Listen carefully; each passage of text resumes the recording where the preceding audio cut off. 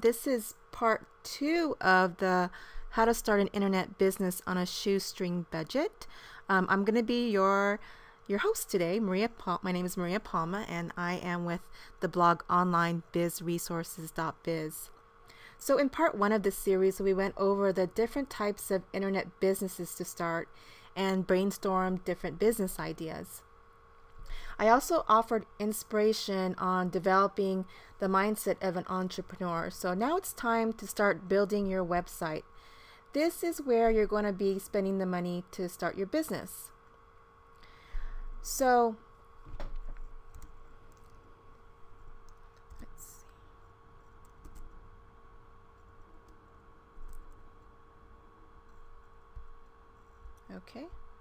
Okay, so here we go. So in this part 2, we're going to go over setting up your website and my objectives for this. Okay, let me pull up the bar again. I wanted to get the chat box up, so hopefully we can get everybody on here. And let's see. Let's get the chat box.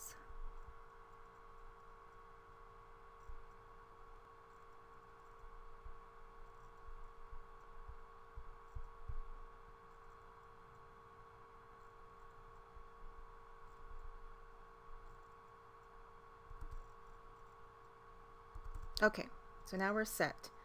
And now we have that chat box up. So if you do have a question, please let me know. Go back. So, okay, here we go. Objectives for this webinar is choosing a domain name. We're going to go over hosting for your website. We're going to go over some web design ideas and inspiration and tips. And then I'm going to talk about developing content for your site. So the first, part of your journey of starting an internet business is choosing a domain name. Purchasing a domain name will be one of your first expenses when starting an online business, and they're not expensive at all if you're purchasing a brand new domain name. Domain names, they typically cost less than $10. I've never paid more than $8 for mine, and some companies will even give you a free domain name when you're purchasing web hosting. So choosing an appropriate domain name is important, but it's not something you want to spend too much time on. The domain name is the actual link that people will use to access your website. It's the words after the www. So, for example, one of my sites is www.salondemaria.info. So that's my domain name. And when you choose a domain name for your website, try to keep it short as possible so that your customers can easily remember it. Even if your site is recognized and considered by search engines, a professional domain name that uses your primary company name or associated keywords is likely to get more attention and then be considered as a stable business by your prospective customers. So one thing to consider when choosing a domain name are the keywords that people will use to discover your website in search engines. Keywords, they do play an important part of a domain name because it gives people a hint about what your website is about and will most likely entice them to visit your site. So, during this process of choosing a domain name is to brainstorm and write down the top keyword phrases that you think your customers will use to find your products or services. So when after you've brainstormed different keyword phrases, write them down, and then one tool that I like to use to find keyword phrases to use for my domain name is a free keyword word tracker. It's by Word Tracker. I'll pull it up here. This is Word Tracker tool. It's a free. They also have a paid version that you could use as well. So, for instance, let's say that I want to start a website about petite clothing for women. So I'll type in petite clothing for women and then do the search. And what happens here is that I'll get a list of keywords down here that'll tell me, other searches that people are using to, find information. So this tool is mainly for search engine optimization research, but you could use it to see what, words people are using for inquiries in search engines. Just enter the type of business that you're in, and then the tool will give you keyword recommendations, as I've shown here. There's also the paid version, which gives you more in-depth information about keywords. But if you're just going to use it for domain name help, then I will just stick with the free version. So that's one tool that you could use. Another tool that I like to use is good old Google. Google will also tell you, offer you different keyword searches that are related.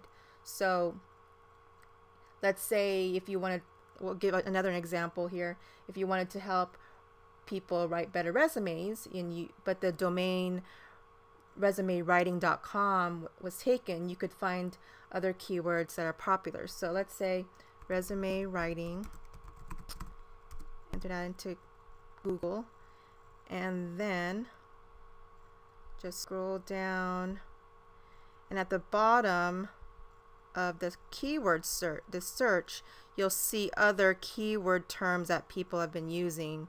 So these are other ideas that you could use for your domain name.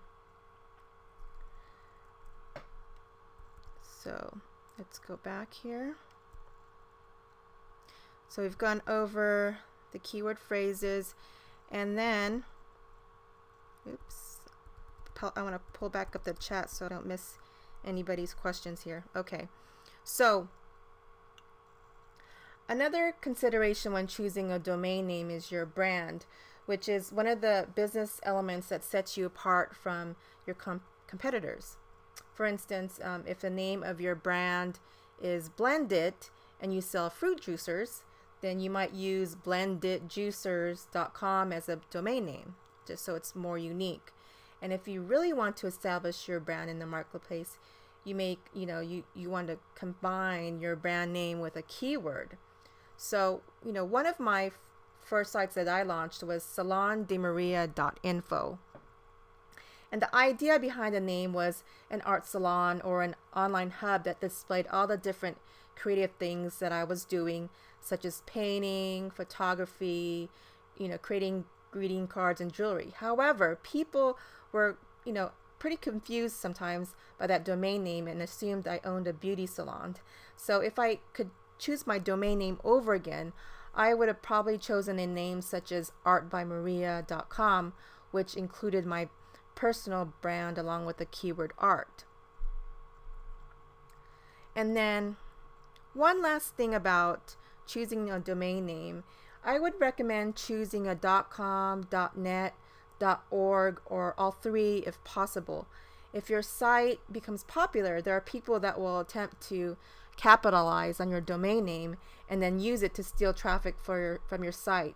People, when you give them your domain name, sometimes they'll forget that your website ends in a .net and then use a .com to look for your site. So if you can have the resources to buy all three, then go ahead and do that. So I would spend, not too much time choosing a domain name. I would recommend maybe sitting down with a couple of friends and getting, their feedback, their ideas, and brainstorming that way too. So the next part that we're going to go over here, let me pull back up the chat, it keeps going away, is to choose a web hosting plan. before you even start building your website, you'll have to decide which company will host the website. Web hosting is where you will place your website pages so that they show up on the internet. There are many companies that offer free web hosting, but if you want a more professional website, I recommend paying for web hosting, just because with a free web hosting you usually get a website with ads on it, and it can take away from the content of your website. And in my opinion, having your own domain name and paid hosting just looks more professional, and it doesn't cost very much. I had actually started up with Yahoo, and I think I had paid $8.95 for monthly hosting, and then they gave me a free domain name. So that's, again, it's very, very cost that this is probably what you're going to spend your money on first, and that's probably the only money you're going to spend unless you're going to buy products or have an inventory and things like that. But for the sake of this webinar, I'm just going to assume that you're going to have a content-based site, which is the easiest and most cost-effective way to start a web business. So with the hosting, you can find companies that have hosting for $10 a month. Some companies offer monthly, quarterly, or annual payment plans. And if you purchase a plan on a quarterly or annual basis, you'll often receive a discount. So some of the things that you'll want to consider when choosing a web hosting are the amount of bandwidth you'll be using. Bandwidth is essentially the amount of traffic that a web hosting company will allow to your website.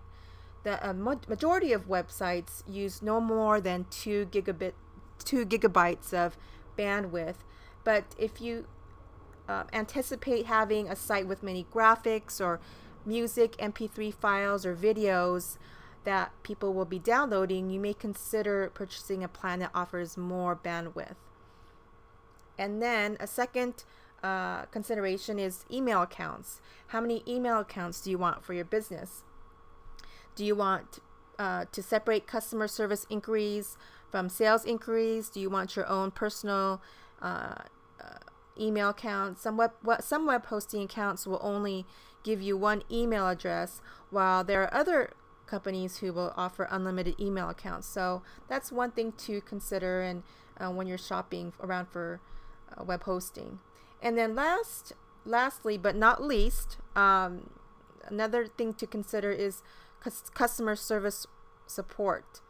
If you think you will need one-on-one help with setting up your hosting account or any other technical support, check to make sure that the web hosting company has easy access via phone, email, and or telephone. So, customer support is very important, I believe, and hopefully that's something that you value and will consider when searching for a web hosting plan. I do recommend doing a little bit of research when with any business that you're going to do, any business transactions that you're going to do over internet. Just do a little research on the companies and just do a search for the company name to see what people are saying about them. I also recommend sending an email or two just to test out how long it takes for their service reps to respond. So there are so many web hosting companies out there.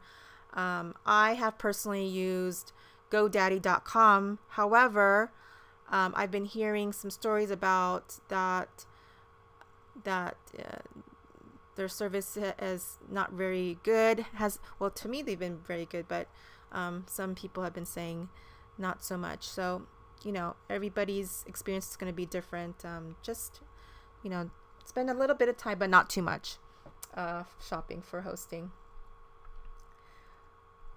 So now we're going to get into the fun part, which I like, which is designing your website. It can seem a little bit intimidating, but nowadays there are so many tools and resources available that can help you create a website very easily. my top 3 ways of setting up a website without having to dish out thousands of dollars to hire a web designer are to learn HTML coding yourself. This is going to be moderately difficult depending on how tech savvy you are. The second one is to use a site builder with templates. And there are many site builder programs out there. A lot of web hosting companies have site builders that they offer that come with tons of templates that you could use. So this is an easy way to set up a website without knowing any coding. And then the third way, which is the easiest way if you just don't even want to bother with it, is to barter service with a web designer. And although it's not necessary, I do recommend that you learn a little HTML. Just do a search on the internet for HTML basics, and then you will come across so many resources that you can learn from. Having basic knowledge of HTML will definitely come in handy, especially if you plan to integrate, affiliate links and videos onto your website. So let's see, gotta pull up that chat box again. Okay, chat box is up. So if you have any questions, again, don't feel free to ask me in the text chat box. So back to designing your website. There are many, like I said, there are many site building programs out there that you can use to build a website, and you don't need to know any type of coding. In fact, most web hosting companies, I had mentioned, have the site builder and website templates, but it's just a matter of learning how to use a program. You can simply cut and paste website elements to create your website. And I built a lot of websites with just knowing basic coding skills, and I've used Yahoo Site Builder for mine. But one site that I do recommend if you're a newbie is called Coffee Cup Visual Site Designer. And it costs $49. It has a very simple, clean interface. But if you purchase 6 months of web hosting for $29.70, then you'll get the software for free. So you get 6 months of web hosting with them. It's only $4.99 a month, and that's one company that you want to consider when setting up your website. So I'm going to bring up the Coffee Cup Visual Site Designer here so you can check out what it looks like. So when you first, this is a program that you're going to have to download to your computer, and it's pretty easy. And then you're going to create we're going to do a new website from a theme. If you want to do really quick and easy, they have a lot of themes that you can choose from. There's here, I don't know, a good handful. I was browsing through earlier and I saw one that I liked. Let's see here. I think it was hopscotch. Let's see.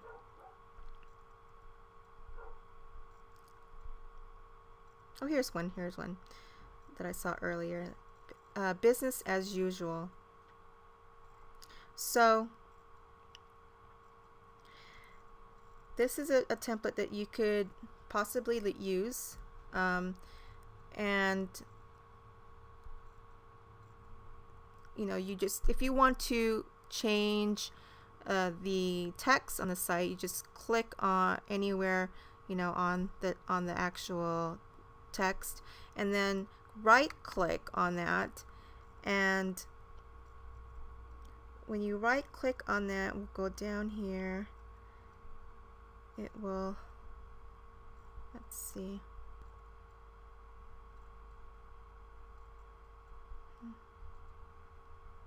oops, you can change the text. So this is my website, and you can see it's pretty easy. Just click on any of the text in the box, it'll show a box around the text, and then you can highlight and highlight it and delete it, and then enter your own. This is your own information here. So as you can see, it's fairly simple to navigate, and you could insert your own shapes. You can add images. Here you can, if you know a little bit of HTML, you can even enter your own HTML. And then you could even change the color of these elements here, like this top. Let's see, click on the top part here, or maybe this one doesn't allow you to change this color, but here you'll see the box surrounding the area, and then you can go right click and choose the show properties window, and here to change the background it would be, let's see, fill properties. So I can change the color of the background. Let's say let's pick here blue or something. Okay, here's blue. So that changes the whole background. You could even choose a picture for your background. You can pull up that box to choose a picture, and then you could even get a little fancy here and choose a gradient, and even change colors. I haven't spent too much time playing around with this, but this is something that you could do. Whatever site builder program that you use, it has a learning curve. You'll have to maybe read some articles. Many of the companies have tutorials that you could use. So that is so Coffee Cup, I think for a person just starting out, this would be a good software to look into. And then when you want to publish, you just hit this publish button, and you'll save your website.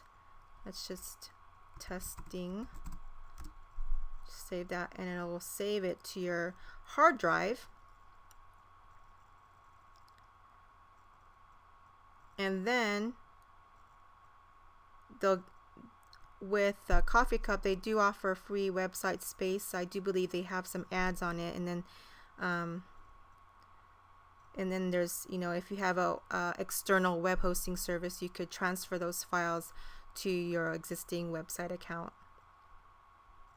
So in a nutshell, that is what Coffee Cup Visual Site Designer looks like.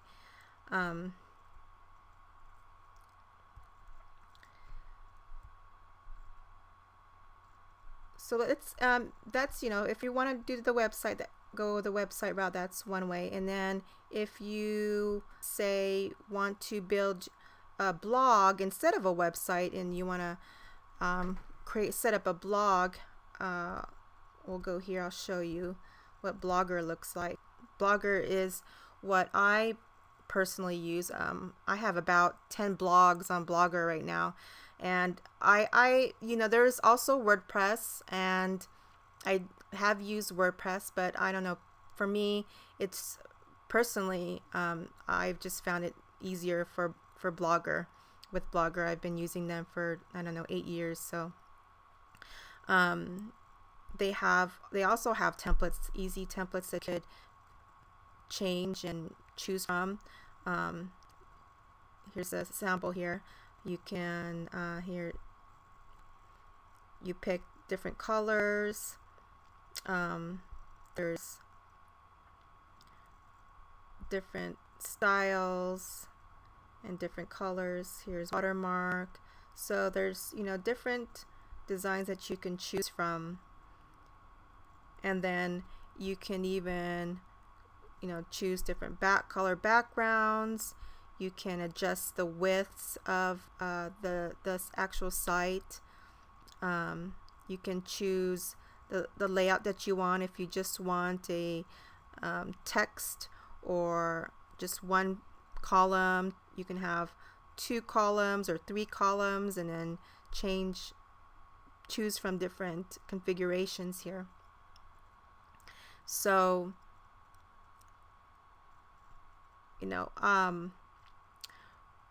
Blogger is really good for newbies as well. I think so. Just in my experience alone, like I said, I don't know too much HTML. I know a little bit of coding, but it's for anybody who doesn't, if you don't have any experience with setting up blogs or anything like that, then definitely look into Blogger or WordPress. So going back to the presentation, let me pull up the chat box again.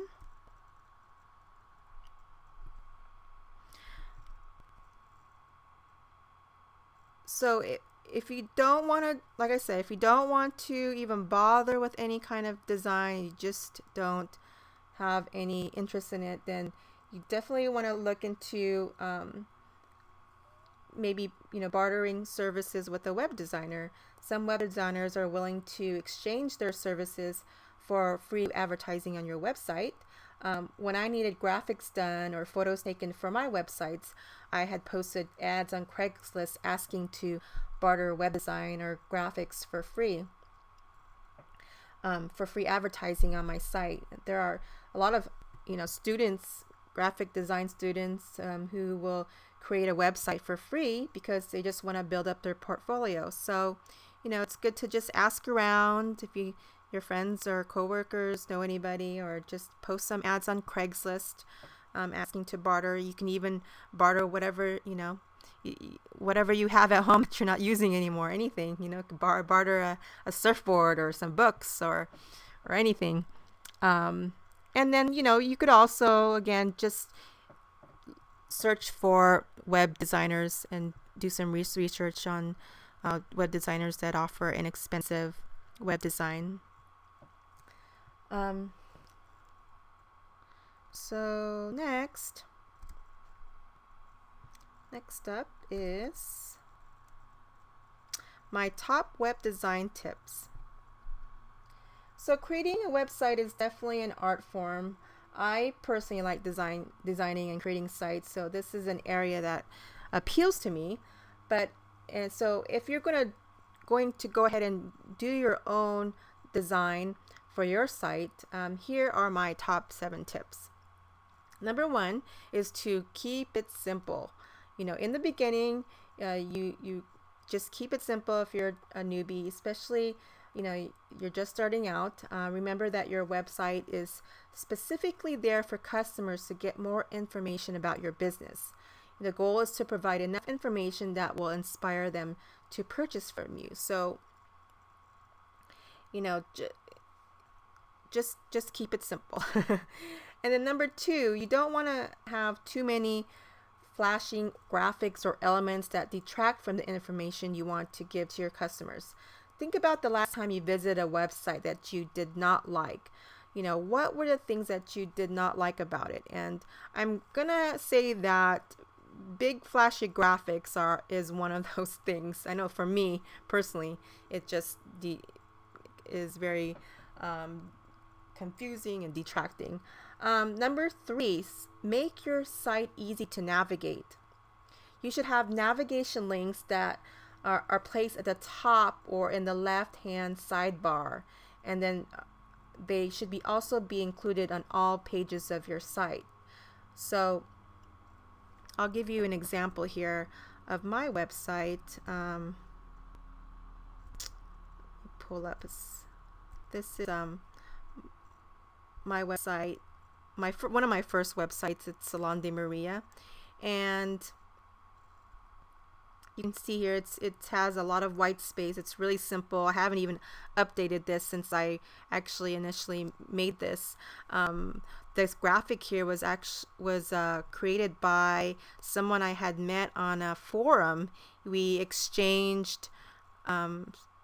We did an exchange. Well, he created my logo, and I gave him a little link down here. So it says here, logo and banner designs by surreal.com. So that was, a great way to get, graphic design and graphics for your site. So going back to navigation, we're going to click here. This is my front of my website. At the top here is would be your navigation to all the different pages of your site. I have, artist statement, paintings, and these go to different pages. And as you can see, my navigation stays there at the top, and people can easily access all of my pages from the top there. So number 4 in my top website design tips is to make sure that your pages are uniform. Your site pages should generally look the same and then have the same color scheme and theme. And then number 5 is to use no more than 2 fonts on your site. When you use more than 2, the text becomes harder to read, plus it looks pretty tacky. You want to portray a clean, professional style, so I recommend using just one font for headings and then another font for your main text. And then once you get your site up and running, make sure to test every single link to see that it's going to the right page.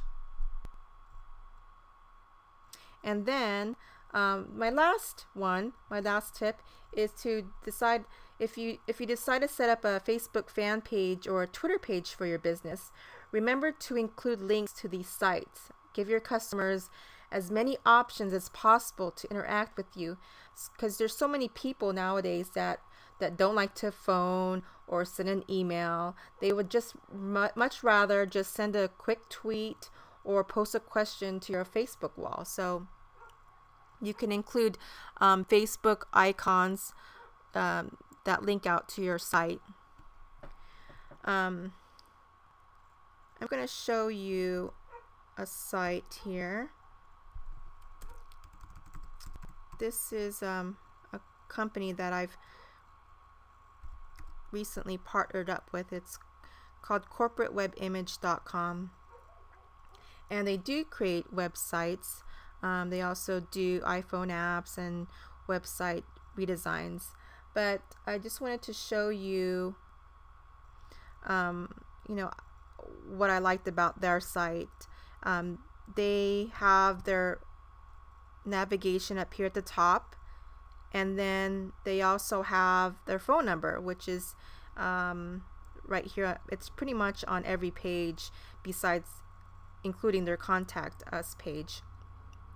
And one of the most important pages is your contact page, because if people have questions, they definitely want to know how to get in contact with you.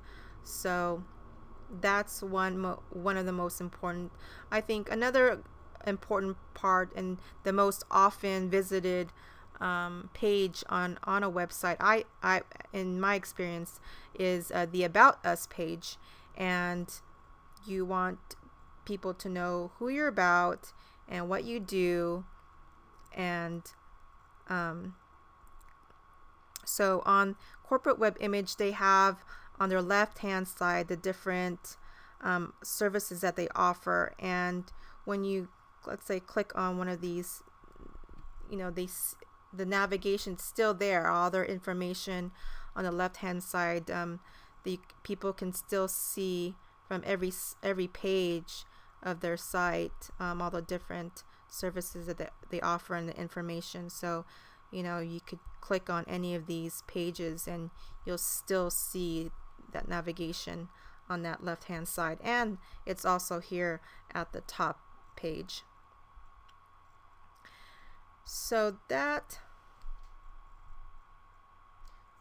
are my website. Those are my web design tips. And if you're looking for web design inspiration, I recently just came across this blog called webdesignledger.com, and this is actually a blog for web designers, and it offers tons of articles and tips about web design. They even, you could always, they post pretty much every day, and they offer a lot of inspiration about, they even have articles and tons of tips. So now we've come to the last part of your website, which is developing the content. And this is what I pretty much specialize in, is creating content for articles and for your website. And the content for your website will include product or service descriptions and any information on your site that allows a visitor to learn more about what your business has to offer. As a copywriter, I've spent many years developing web content for businesses, and this is an area that I feel is probably the most important aspect of your website. Clearly, I'm a bit biased, but in the words of 99% of marketers, content is king. Content is what drives traffic to your website. I mean, content is everywhere, and it's what everybody's, people are always going to be searching for information. So I truly believe that content is king and will remain king for eternity. So when you're creating content for your site, there's one thing that you can take. If there's one thing that you can take away from this webinar, it's to make sure that your content is unique. This means that you haven't taken any text from other sites and copied and pasted it on to your site.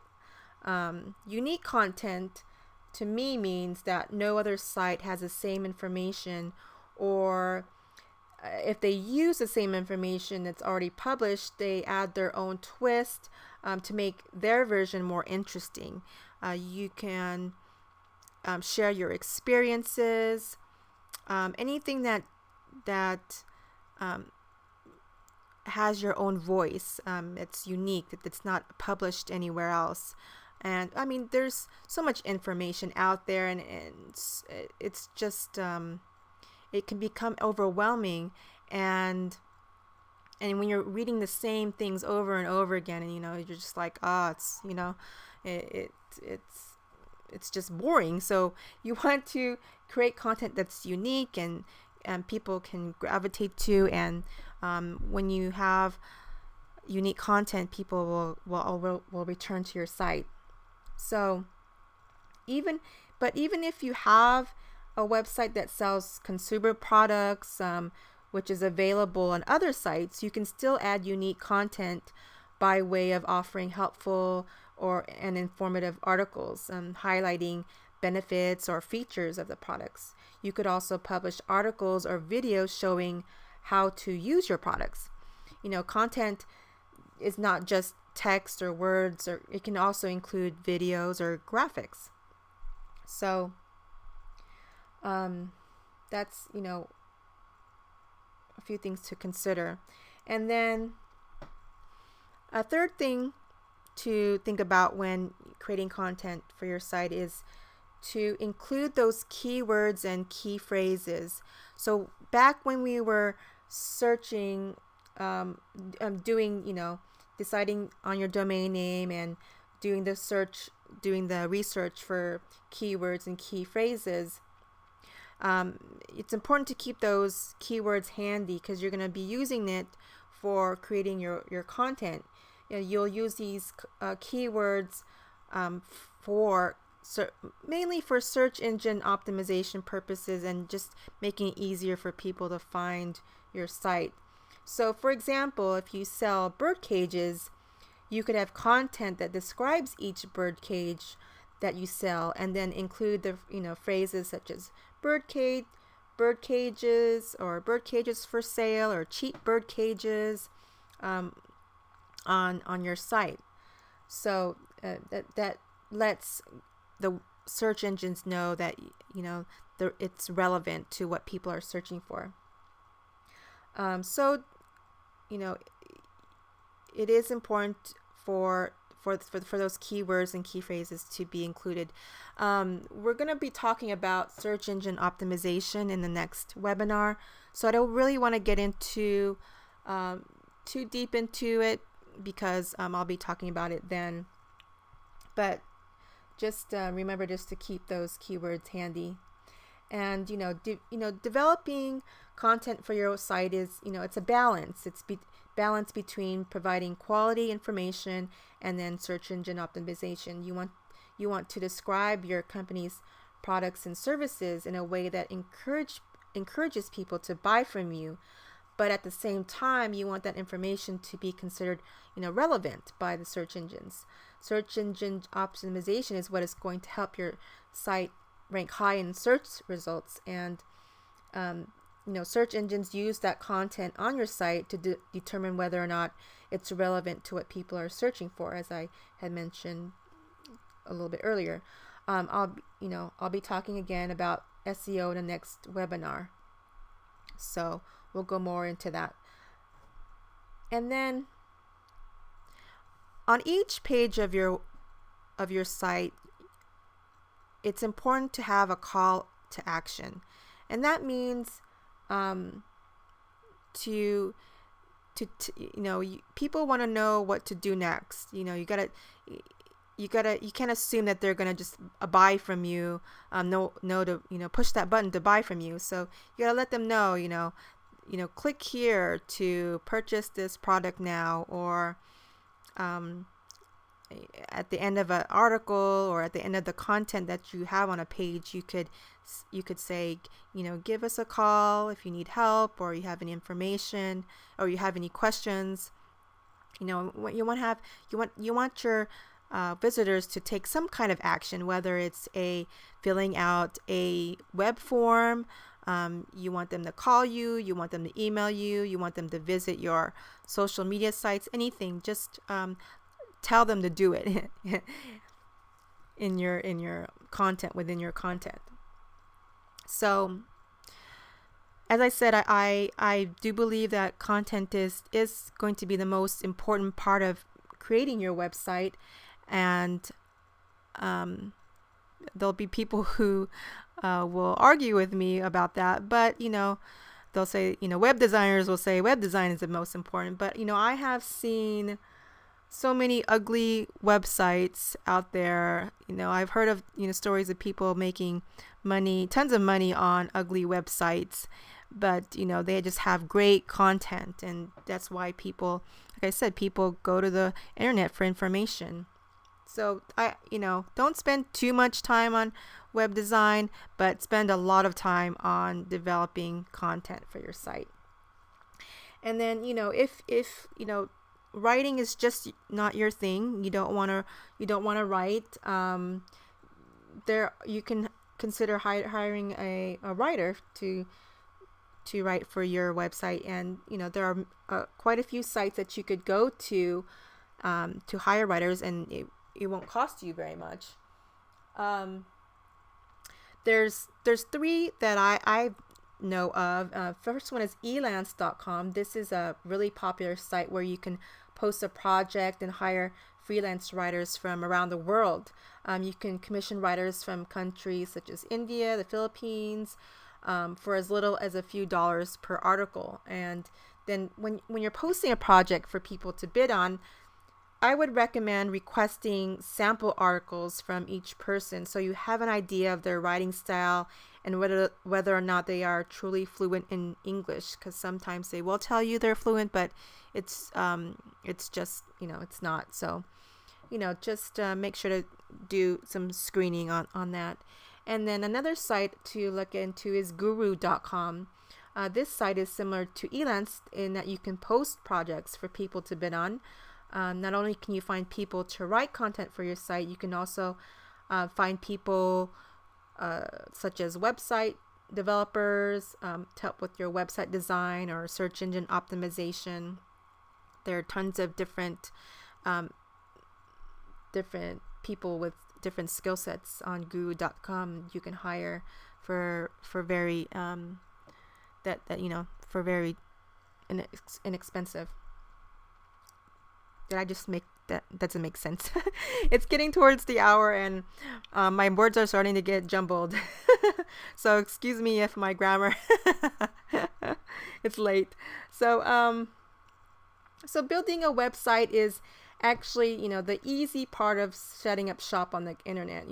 Like I said, don't worry so much about the design, and because the content that you publish is what is going to matter the most. And so that is my little spiel on creating content. So we have about 15 minutes left for this webinar, and I just want to see if anybody has any questions. If you don't,